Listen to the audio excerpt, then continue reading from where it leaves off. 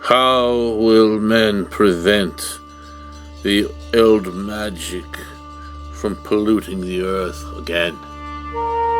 How shall we thwart the prophecy of the wizard towers that will rise again? How will we keep the monsters of their experiments at bay? I am your abbot, and in that I must be your father. But I am also Godmouth of all Whitehawk. I must cross the continent to Nistal. I must go forth across the Whitehawk realms and arrive at the ruined wizard collegium Nistal. I must uncover the secrets there and the mystery of iniquity that has been stirring since it began in ancient times, when the 5 kings of the Second Age swore oaths to put an end to the wizards and sent them to dwell apart. To a desert place they sent them, a mesa by sands surrounded high upon sheer cliffs. But the wizards were not humbled, and ceased not from their works. Great towers they built, and within those towers they stored secret and deep researches, scrolls and tomes by dry airs preserved, the strange writ of centuries, wherefore great power was had, and they gloried in their many scrolls. To every realm declaring, who can compare or stand against us? For behold, are we not as gods, reaching to the very edge of knowledge?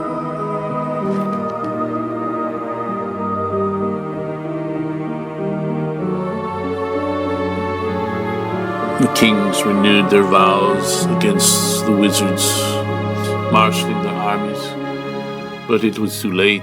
Entire legions were lost in the waterless wastes, and the soldiers heard of certain doom by dooming magic hurled.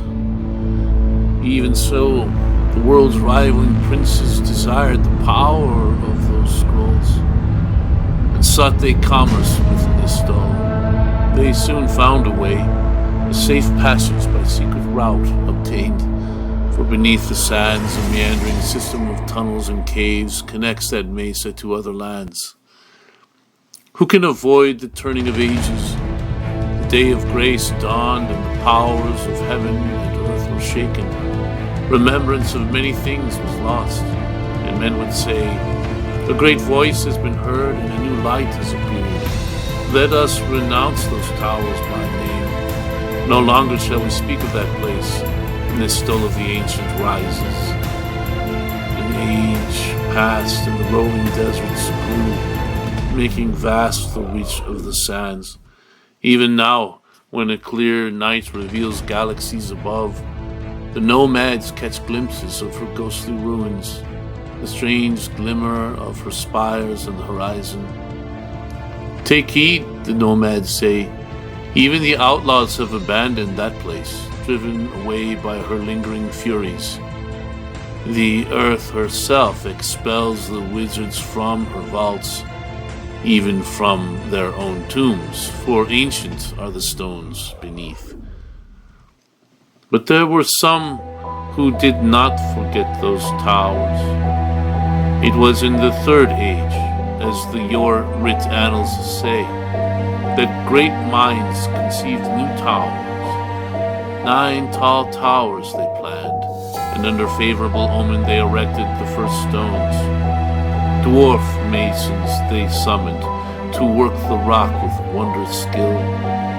So commenced the laws of the arcanes, and after 12 orbits of Saturn, the Magian College waxed mighty, and gladsome gardens adorned her terraces. How brief the time, for soon through overweening pride did they begin to lose favor. Evil undetected made a silent claim, rebellious men were elevated to high places. Sorcerers were tolerated. Strange utterances were heard, and soon the lawless could no longer be restrained.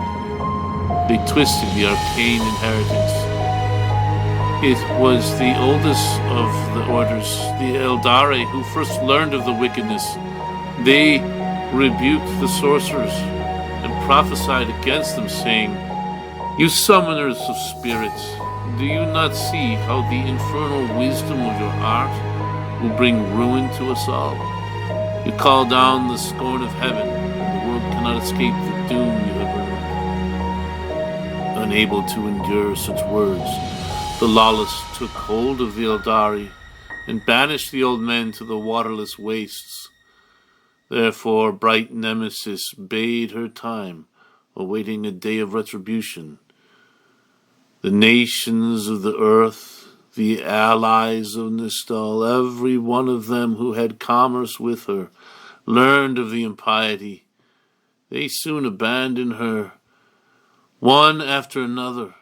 In the end, she was unable to convince even a single mercenary to her cause. Far to the north, a savage race learned tidings of broken laws and devilish rites. Of many towers where lived men untrained in war and without wives, hoarding many treasures. The Maharim painted their torsos with marks of fury, restless for plunder and spoil. Even so, they waited for a propitious day.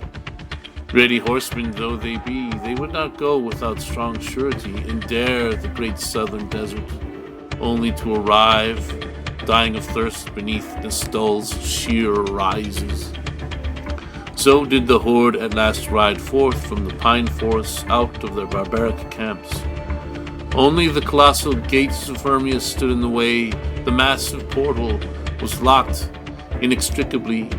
A bronze giant bestride the great pass of Dariel in the mountains. So they encamped and argued over turning back. In Nistral, the magistrates gave thanks and announced peace and safety. But a viper lay in the bosom of Nistral herself, a treacherous one and conspirator who had sent a secret invitation to the axe-bearing chieftains. The arcanes bickered. The beast leaned close and waited. Suddenly, by one whose high treachery was long prepared, a narrow passage within the rocky rises was revealed. Brandishing sword and torch, the barbarous scourgers entered the tunnels, and their sandaled feet climbed the steps to the towers above. In a single day and night, the order of the world was changed. No more would the nations groan under the fearful spell of Nistral. No more would men hear the cold drone of her unearthly chants on the wind. For 3 days the smoke of her burning blackened all the sky.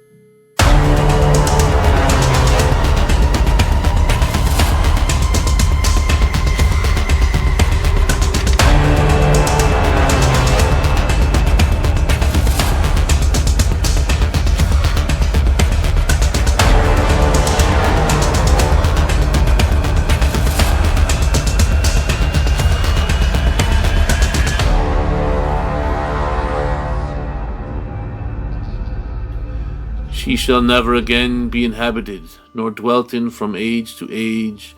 Desert beasts shall howl in her corridors, and jackals in her luxurious palaces. So preserve what I now set down, my brethren, and let it not come to dust. For herein alone is recounted how the towers of Nistral fell, that day the Magi were deceived. Only here is told how, under the waiting shadow of the wicked, the wise were confounded, and how their libraries of forbidden knowledge burned withal, and how, after a darkened age of unknowing, I, a monk, came to know of it, and of other things, of wisdom and prophecy, whispered from out the caves of the fourth world.